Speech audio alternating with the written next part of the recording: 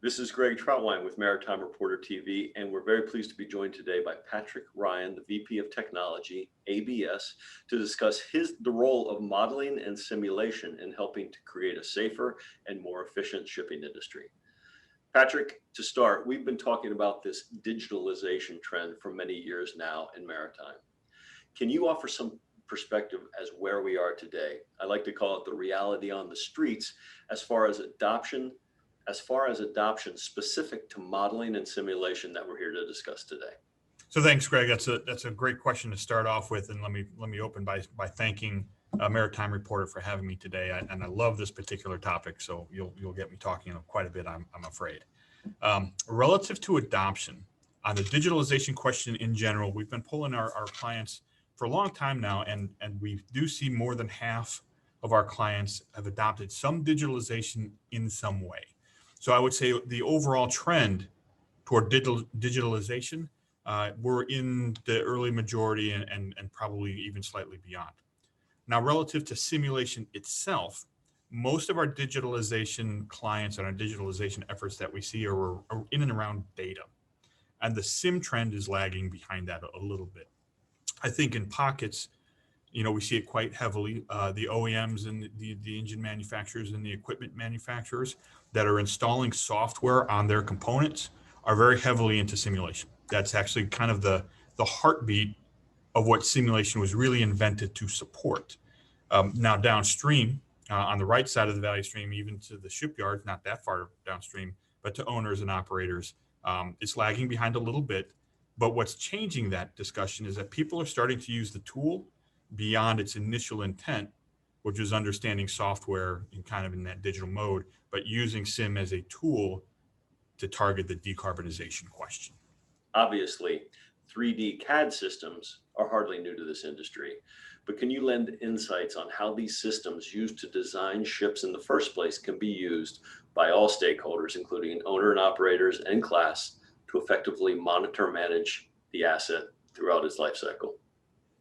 Yeah, so you're dead on as far as CAD has been around for a long time, for forever. And as an engineer myself, CAD was the tool by which we managed information, and then as we communicated it to downstream stakeholders, the deck plate for shipbuilding first, but then ultimately to class, to flag states, and to operators, we turned those CAD products into drawings. Right? So drawings has been the language of the communication of the engineering intent for a long time, even though CAD's been around for 20, 30 years. That's starting to change, and I think the change was really driven by mobility, by the advent of smartphones, tablets, the drop in price on laptops that really enabled access to that origin of data in places where it had never been used before. So getting away from the engineering desk and then down to the deck plate in construction, and then in operations itself. And I think there's a ton of value there.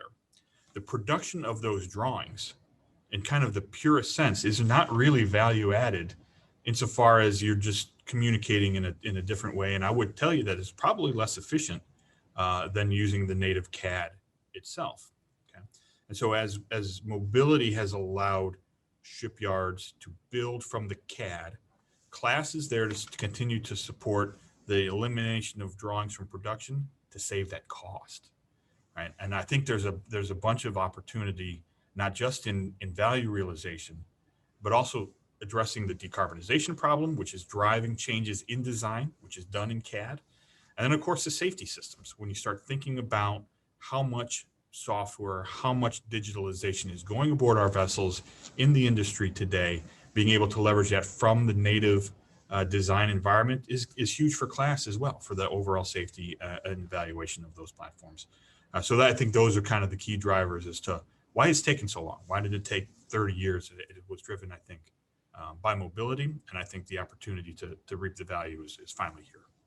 From where you sit, what are the maritime industry's biggest challenges, and specifically, how do you see the deployment of digital solutions from cradle to grave to maximize the value and the inherent safety of a given ship or a fleet?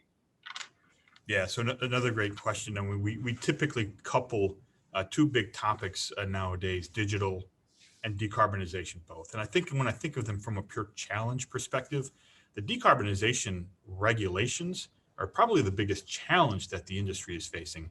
And I at least like to think of the digitalization as the solution to that challenge. The question that remains is, how best do I digitize either the class operations, or then from an owner or operator or shipbuilder or stakeholder perspective, how does that make sense for everyone along the value stream?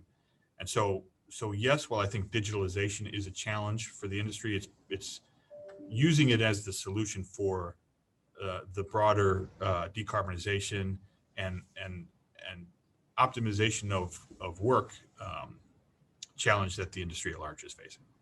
Just sticking on that challenge thread, digital itself comes with challenges, from the increasing rapidity of tech evolution and obsolescence, as well as the absence of common digital language across ships, fleets, companies, and countries. What do you see as the chief digital challenges, and what does your team propose to overcome those challenges? Yeah, so that's another good one. So that paints that digital transformation and that challenge light, and it is right for adoption. What does that look like? And so the way that I would advise that ABS is taking on the challenge itself, and that I would advise others, is to really design for agility and plan for that change. You mentioned obsolescence. You mentioned kind of this increasing pace of technology, and that's here to stay. That's not going to change. And then production of standards, and this may sound odd coming from an organization that is seen as a standards producer, but they are a double-edged sword, right? So standards at the outset can constrain creativity, can constrain innovation. And so I think in many cases, they need to follow that pace of innovation so that we can be agile in that regard. Relative to its role for class specifically, I think there's a lot of importance in safety standards, but when it comes to how do I communicate digitally, that openness and that agility is still very, very important. So don't get me too wrong that standards are important from a safety and management of the industry perspective, but when it comes to digital exchange of data, when it comes to how do I convey SIM from an OEM to a shipyard, from a shipyard to a class society, from a class society to a flag state, that can be agile and open for the time being, because it's important to solve that digital software, that autonomous function, that decarbonization mission that we're so focused on. You've been very kind with your time. I just have one more question. Can you give us some key takeaways?